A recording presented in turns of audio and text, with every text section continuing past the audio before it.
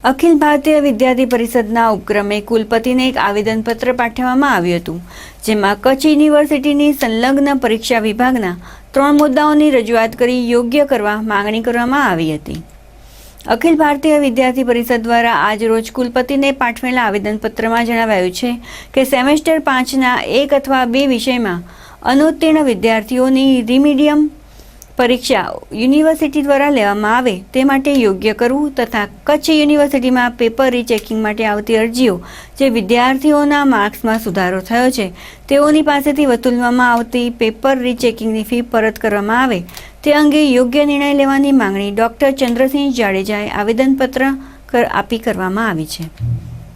જ્યારે કચ્છ યુનિવર્સિટી દ્વારા લેવામાં આવતી પરીક્ષાનો અગાઉનો સમય 3 કલાકનો હતો તેની જગ્યાએ નવા ફેરફાર અનુસાર પરીક્ષાનો સમય 3 કલાકમાંથી ઘટાડીને 2.5 કલાક કરી નાખવામાં આવ્યો છે. આમ પરીક્ષાનો સમય 45 મિનિટ ઘટાડી નાખવામાં આવતા વિદ્યાર્થીઓને પારાવાર મુશ્કેલી ભોગવવી પડે છે, જે અંગે તાત્કાલિક અસરથી ફેરવિચારણા કરી નિર્ણય લઈ પરીક્ષાનો સમય 3 કલાક કરવા માંગણી કરી છે. આજરોજ આવેદનપત્ર પાઠવતી વેળાએ અખિલ ભારતીય વિદ્યાર્થી પરિષદના જિલ્લા સંયોજક મનોજ ગઢવી, પ્રદેશ કારોબારી સભ્ય લાલજી આહિર, સહમંત્રી માવજી આહિર, સહમંત્રી ગોપાલ ગઢવી અને કેમ્પસ પ્રમુખ હરિ ગઢવી વગેરે જોડાયા હતા. મનોજ મહેન્દ્રભાઈ ગઢવી, પ્રદેશ સહમંત્રી અખિલ ભારતીય વિદ્યાર્થી પરિષદ. હા, આજે તમે જે આયોજનપત્ર દેવા માટે આવ્યા, શું મુદ્દા માટે આયોજનપત્ર? આજે અમે મુખ્ય 3 મુદ્દે આવેદનપત્ર આપવા માટે આવ્યા હતા, જેમાં પહેલો મુદ્દો છે કે સેમ 5માં જે 1 અથવા 2 વિષયમાં જે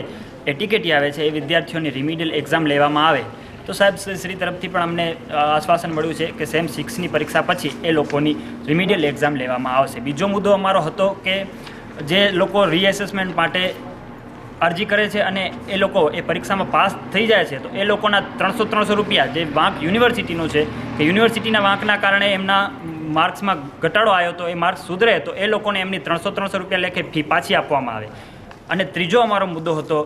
કે જે સમય 2.5 કલાકનો કરી નાખવામાં આવ્યો છે પરીક્ષાનો સમય, એ પરીક્ષાનો સમય બી વધારી દેવામાં આવે, એમાંથી જે વિકલ્પ MCQ કાઢી નાખવામાં આવ્યા છે એ વિકલ્પ પાછા આપવામાં આવે, એવી 3 માંગો સાથેનો આવેદનપત્ર આજે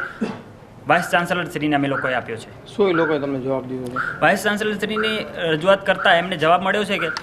જે પહેલાં 2 મુદ્દા છે કે સમયનો જે વધારો કરી આપવામાં આવશે, સમય 2.5 કલાક કરી આપવામાં આવશે અને જે MCQ છે MCQ એ પાછા પેપરમાં આપવામાં આવશે અને જે લોકોની યુનિવર્સિટીના વાંકે જે લોકોની ભૂલ આવી હશે ને રીએસેસમેન્ટ થશે તો એ લોકોને પૈસા બી પરત કરવામાં આવશે એવો આશ્વાસન વીસી સાહેબ તરફથી મળેલો છે.